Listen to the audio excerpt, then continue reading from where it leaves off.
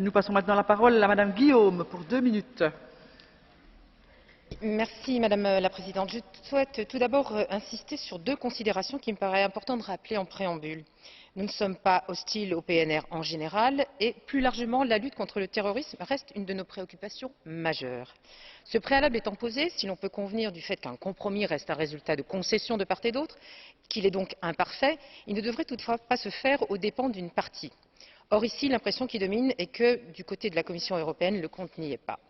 À ce stade, les arguments avancés ne parviennent pas aujourd'hui à nous convaincre tous de voter en faveur de cet accord.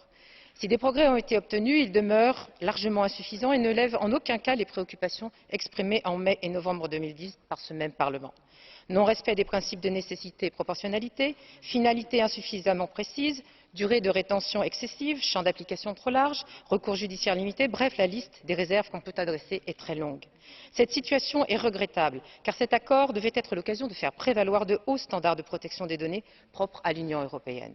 J'ai également du mal à saisir la logique de la déclaration que la Commission nous propose. Aujourd'hui, on nous promet que le Parlement sera informé régulièrement complètement. Heureusement!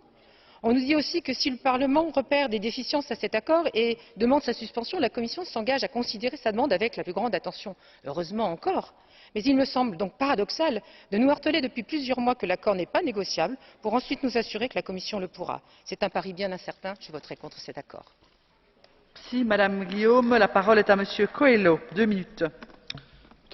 Merci, Madame le Président. Monsieur le Président en exercice, Madame la Commissaire.